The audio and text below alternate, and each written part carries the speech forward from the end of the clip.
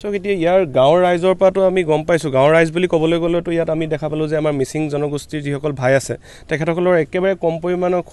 খুব 10 ঘৰমান মানুহে আমি দেখা পালোঁ বাকী একেবাৰে নদীৰ পাৰলৈকে নাগালেণ্ডৰ সীমান্তলৈকে আমি দেখা পালোঁ যে সন্দেহযুক্ত নাগৰিক যিসকলক আমি কওঁ সন্দেহযুক্ত নাগৰিকসকলৰ ঘৰ বুলি আমি ইতিমধ্যে ৰাইজৰ মুখৰ পৰা আমি জানিব পাৰিছোঁ গোৱালপাৰাৰ পাছতেই গোলাঘাট জিলাৰ উৰিয়ামঘাট নেঘেৰিবিলত যি ধৰণে বৰ্তমান চৰকাৰখনে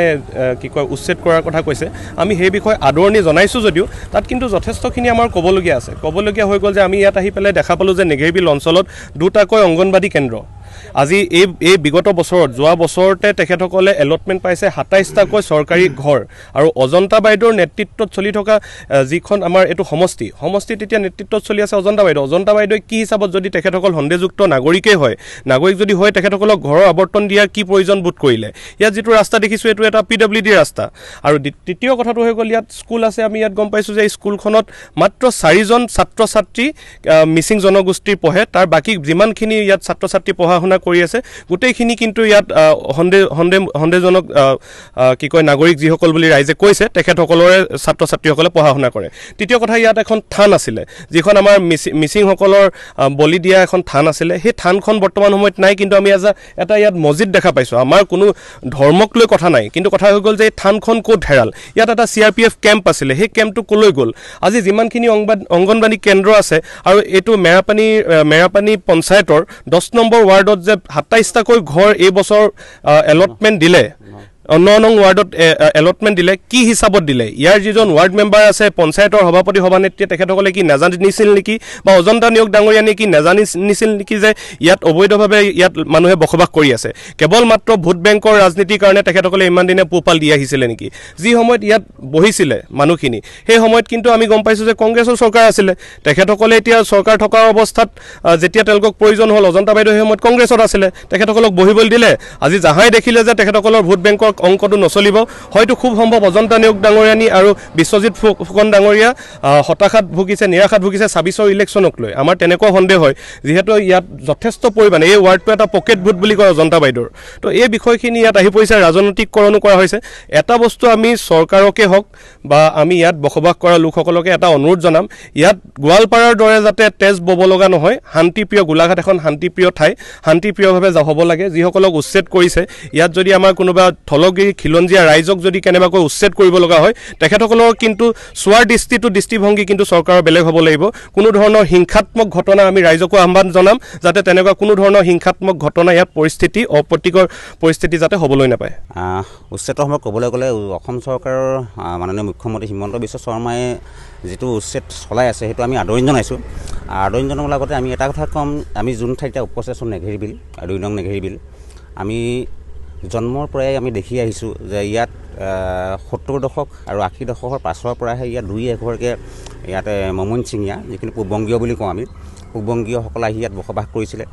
আমাৰ ধুনীয়াকৈ স্পষ্টকৈ মনত আছে আমি সৰুৰ পৰাই এই ঠাইলৈ আহোঁ ইয়াত নগণ্য সংখ্যক আছিলে কিন্তু ইয়াত গুজেই গজালি মেলি পেলাই এতিয়া যিসমূহ ইয়াত বসতি স্থান আছিলে আমাৰ ভূমিপুত্ৰ মিচিংসকলৰ ইয়াত এখন গাঁও আছিলে আদিবাসী কিছুমান লোক আছিলে আমি সৰুৰ পৰা দেখিছোঁ কিন্তু দেখা গৈছে যে 90 দশকৰ পাছৰ পৰাই ইয়াত যেনেকৈ মানে পূববংগীয় মুছলমানসকলৰ ইয়াত আগ্ৰাসন হৈছে সেই আগ্ৰাসন এটা ভয়াৱহ ৰূপ লৈছে 2005 বৰ্ষত ইয়াত এটা মিচিং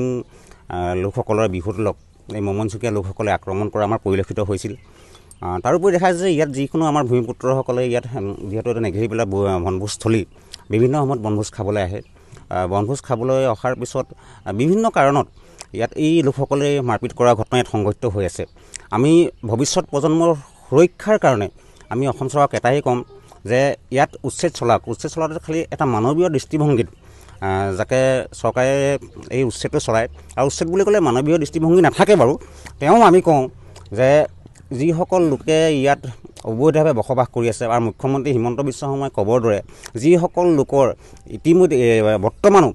যোন ঠাইৰ পৰা তেওঁলোকে ইয়াত আহিছিলে তেওঁলোকৰ পূৰ্বপুৰুষসকল আছে তেওঁলোকে সেই ঠাইলৈ ঘূৰি যাওক শান্তিপূৰ্ণভাৱে চৰকাৰলৈ আমি অনুৰোধ জনাম যে পটককৈ আহি পেলাই উচ্ছেদ নচলাই এখন নটিচ দিয়ক যে এটা নিৰ্দিষ্ট সময়সীমা দিয়ক সময়সীমা পাৰ হৈ যোৱাৰ পাছত ইয়াত উচ্ছেদটো চলাওক তাত আমাৰ একো আপত্তি নাই দ্বিমত নাই আৰু এটা কথাই ক'ম যে ইতিমধ্যে যিখন কালিখনি স্থান আছিলে সেই থানখনৰ কোনো ইয়াত নাম নিচান এতিয়া নাই। তাৰ পৰিপ্ৰেক্ষিতত মছজিদ দেখিছোঁ। মছজিদ একো ডাঙৰ কথা নহয়, চবৰে এটা উপাসনা স্থলী থাকে। ইয়াত মুছলমান পূববংগীয় মুছলমানসকলে বাস কৰিছে যেতিয়া ইয়াত মছজিদ থকাটো কোনো